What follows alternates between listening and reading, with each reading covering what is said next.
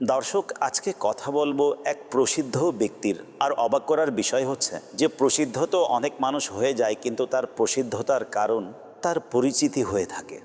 মনে রাখবেন, প্রসিদ্ধতা এক বিষয়, সম্মান আরেক বিষয়। দেখুন না, প্রসিদ্ধ তো শয়তানও হয়েছে, প্রসিদ্ধ তো ফিরাউনও হয়েছে, প্রসিদ্ধ কারণও হয়েছে, কিন্তু মানুষ কি তাদের সম্মান করে না। আল্লাহওয়ালারাও প্রসিদ্ধ, কিন্তু তাদের জন্য অন্তরে সম্মান আছে। এমনই এক দুর্ভাগার আজকে কথা বলবো যে প্রসিদ্ধ তো অনেক, কিন্তু তার প্রসিদ্ধতা তার দুর্নামের কারণে। আমার উদ্দেশ্য আজকে ইয়াজিদের সম্পর্কে জানবো। ইয়াজিদ 25 হিজরি সালে জন্মগ্রহণ করে। চরিত্র কেমন ছিল? এমন কোন মন্দ অভ্যাস ছিল না তার মধ্যে? অত্যন্ত দুশ্চরিত্র, ফাসিক, পাপাচারী, মদ্যপায়ী, ব্যভিচারী, অত্যাচারী, বেয়াদব ও দৃষ্ট ব্যক্তি ছিল। সে খুবই মোটা ও কুৎসিত এবং তার শরীরে অনেক বেশি লোম ছিল। সে ছিল বদ অভ্যাসের অধিকারী এবং খারাপ ব্যক্তি। সে মাহরাম আত্মীয়দের সঙ্গে বিবাহের মতো জঘন্য প্রথা চালু করেছিল। অর্থাৎ সেসব আত্মীয় যাদের সাথে বিবাহ হারাম, সে তাদের সঙ্গে বিবাহ করাকে প্রচলন করেছিল। সে সুদ এবং অন্যান্য হারাম কাজগুলোকে প্রকাশ্যে ছড়িয়ে দিয়েছিল।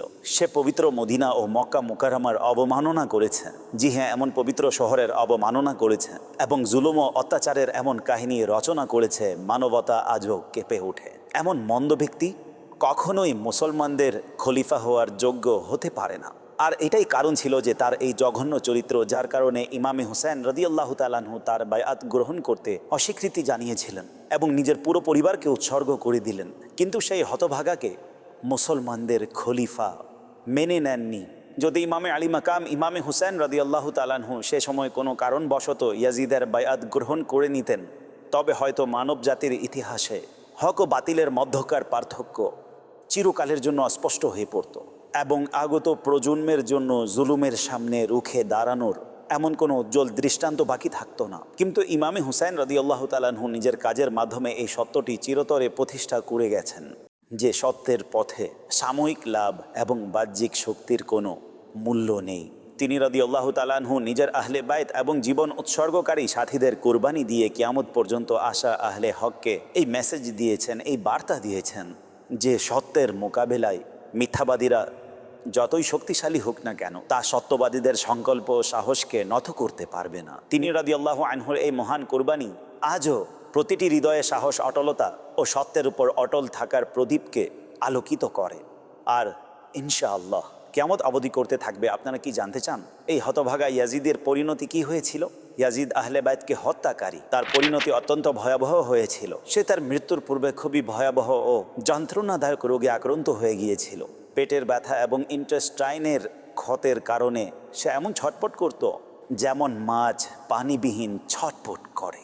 সে সময়ে যখন সে তার মৃত্যুর ব্যাপারে নিশ্চিত হয়ে গেল, তখন সে নিজের বড় ছেলে মুআবিয়া বিন ইয়াজিদকে নিজের কাছে ডাকলো এবং রাজ্যের সম্পর্কে দিক নির্দেশনা দিতে লাগলো যে সে ইয়াজিদের পর কিভাবে সাম্রাজ্য সামলাবে। সে এখন বলা শুরুই করেছিল যে তার ছেলে অত্যন্ত লাঞ্ছনা ও অপমানের সাথে সাম্রাজ্যের প্রস্তাবকে প্রত্যাখ্যান করে ইয়াজিদকে বলল যে সিংহাসনে রাসূলের বংশধরের রক্তের দাগ আছে, আমি তা কখনোই গ্রহণ করতে পারি না।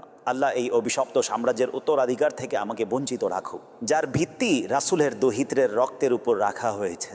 ইয়াজিদ নিজের সন্তানের মুখে এসব কথা শুনে অস্থির হয়ে গেল এবং তীব্র কষ্ট ও ব্যথার কারণে নিজ বিছানায় পা মারতে লাগলো। মৃত্যুর কয়েকদিন আগে তার অবস্থা কি হয়েছিল? তার অন্ত্রগুলো সম্পূর্ণ পচে গিয়েছিল এবং তাতে পোকা ধরে নিয়েছিল। ব্যথার তীব্রতায় সেই ফিনজির, জি হ্যাঁ শূকর অর্থাৎ পিগের মতো চিৎকার করত। পানির ফোঁটা গলার নিচে নামার পর তাকে শুয়ের মতো বিধৌত লাগতো। ইয়াজিদের উপর এক অদ্ভুত আল্লাহর গজব নাজিল হয়েছিল।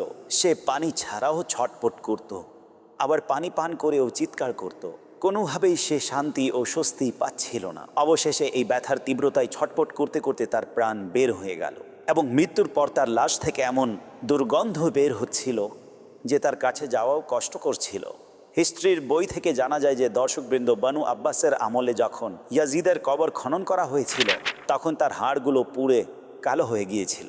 এই পরিণতি হলো সেই হতভাগার যে পার্থিব ক্ষমতার লোভে আলে রাসূলের উপর জুলুম ও অত্যাচারের সেই পাহাড় ভেঙেছিল, যা পৃথিবী যতদিন থাকবে সেটি ভুলানো যাবে না। কবি বলেন না, কতলে হুসैन असल में मर्गे यजीद है, कत्ले हुसैन असल में मर्गे यजीद है, इस्लाम जिंदा होता है हर करबला के बाद।